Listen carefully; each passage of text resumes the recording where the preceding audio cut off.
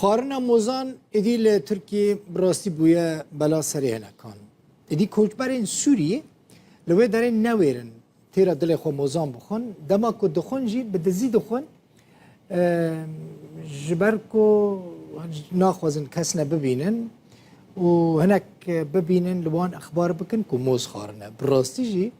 بویا مشکلات که گلکی مزن جبر کو ترکیه خارنا موزان جالی کوچبرین سوریه وش خورا وکا اهانته که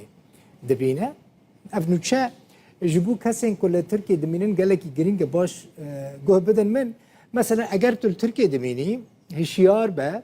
لسر جاده لپیشیا ترکیه کی نجات پرست موزان نخوا احتمال التقریب که پشت تباویجن حبسه به ملی تبگرن تاش ترکیه بقوتینن اف بویاجی جبر ویکی از دبیجم چند روزن بنیرن ولاتین سوری جبر خارنا موزان لو ترکیه تینا گرتن تینا دیپارت کرن یعنی ترکیه تینا قوتاندن تینا درخستن هری داویجی دو هزن امنیین ترکیه روزنامه‌وان سوری ماجد شمعه که در تلویزیون که اپوزیسیون سوری دا کار دکر جبر ویجی موز خاربون و نوچه خارنا موزه بلاف کرده بو هاته گرتن مدیا یا نزدیکی اپوزیسیون سوری در ترسک که ترکیه وی روزنامه‌وانی بشینه ادلبه و را دستی چکدارین اپوزیسیون سوری بکه دستلاتداری ترکیه بری چند روزان راگاهانده بو و هفت پنابرین سوری جبر بلاف کرنا ویدیوین حنک پیکرنه یعنی دوام ویدیو دا موز خاربون گرته بون و او شانده بونه سوری بری هفته که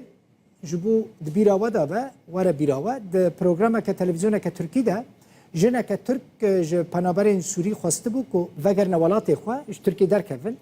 گوته بو کوچبرین سوری لترکیه کیف کرنه چخورا موزان دخون و در فتن کار جبو ترکان نهیشتنه پش راجی لسر سوسیال مدیا کوچبرین سوری ویدیوین خورنا موزان بلاف کرده بو او جی بو سدما و یکی که ترکیه وان بگره و وگرینه سوری